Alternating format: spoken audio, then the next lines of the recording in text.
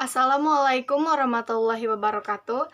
Tepangkeun wastapun tasyarah ma'aldana ti Prodi Pendidikan Bahasa jeung Sastra Daerah di STKIP Muhammadiyah Kuningan semester 4.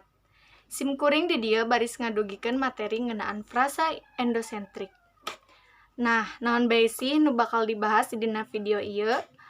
Nu mimiti nyaeta aya wanda frasa, nu kadua aya frasa endosentrik, nu katilu aya frasa koordinatif, nu kaopat aya frasa apositif, nu kalima aya frasa atributif atau modifikatif, nu kagenep aya frasa objektif atau komplementatif, dan nu terakhir nyaeta aya frasa konektif. Lajeng wanda frasa. Nurutkeun sasaruaan distribusi jeung unsurna, frasa teh bisa dibedakeun jadi dua wanda atawa tipe konstruksi. Nyaeta frasa endosentrik jeung frasa eksosentrik. Nah, nurutkeun struktur internalna atawa patali gramatik antar unsurna, frasa endosentrik kabagi jadi frasa koordinatif, frasa apositif, frasa atributif atawa modifikatif, frasa objektif atawa komplementatif, jeung frasa konektif. Frasa endosentrik. Frasa endosentrik nyaeta frasa anu distribusina atawa paripola sintaksisna sarua jeung salah sahiji atawa sakabeh unsurna. Dina larapna dina omongan atawa kalimah unsur frasa endosentrik teh salah sahiji atawa kabehanana bisa ngawakilan frasana tea. Contohna dina kalimah kuring rek piknik ka Bali. Mangrupa frasa endosentrik lantaran distribusina sarua jeung piknik. Hal ieu bisa dibuktikeun ku kalimah ieu. Nu mimiti kuring rek piknik ka Bali. Nu kadua kuring piknik ka Bali. Nah, eta dua kalimah teh sarua pada gramatis.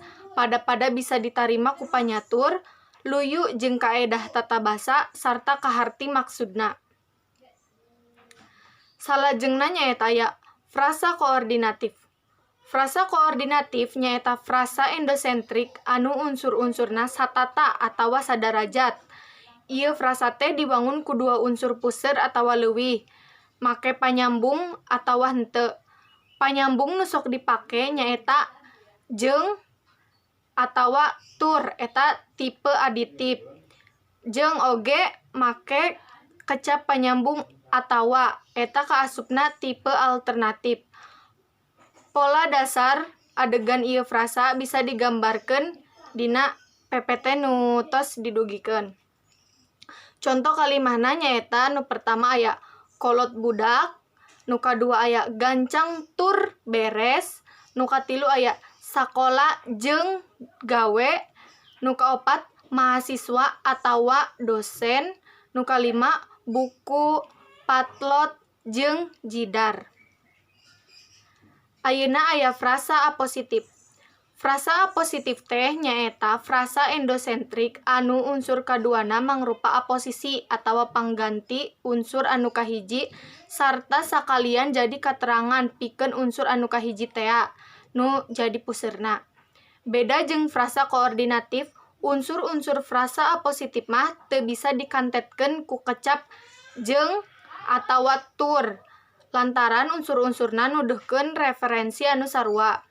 Kulantaran kitu, unsur-unsur frasa apositif teh bisa dikantetkeun ku kecap atawa sarta sok diheuleutan ku randegan rada panjang.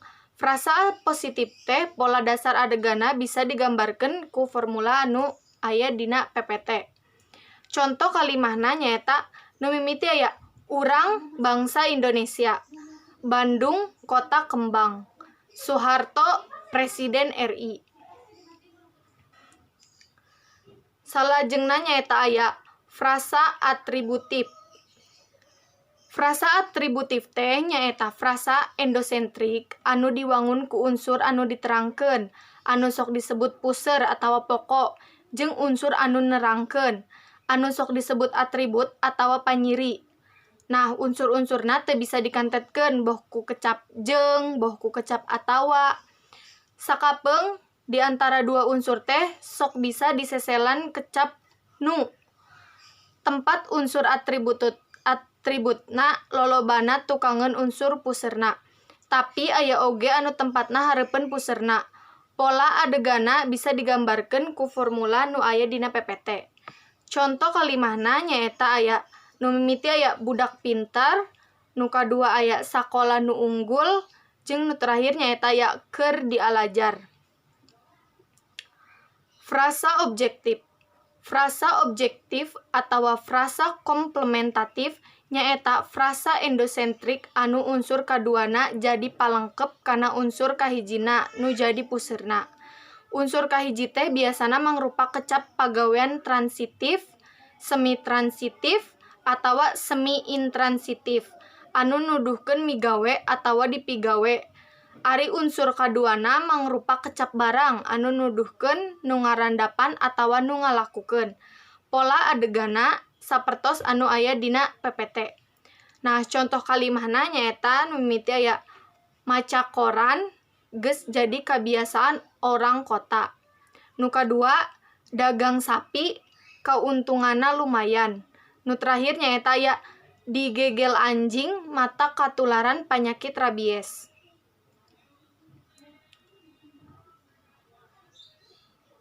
Nu terakhir nyaeta aya frasa konektif. Frasa konektif nyaeta frasa endosentrik nu diwangun ku konektor atawa panyambung jeung aksis atawa sumbu. Konektor ngabogaan fungsi nyambungkeun jejer atawa subjek kana aksis atawa sumbu frasa anu jadi bagian caritaan atawa predikat. Kulantaran kitu, pola adegana bisa diformulasikeun sapertos dina PPT. Contoh kalimahna nyaeta nu mimiti aya anakna teh jadi dokter. Nu kadua, korupsi teh mangrupa kajahatan. Jeung nu terakhir nyaeta nu nulungan anjeun teh nyaeta Darmin tea. Sakitu materi nu ku abdi dugikeun, kirang langkung nanyungkeun dihapunten. Wabillahi taufiq wal hidayah. Wassalamualaikum warahmatullahi wabarakatuh.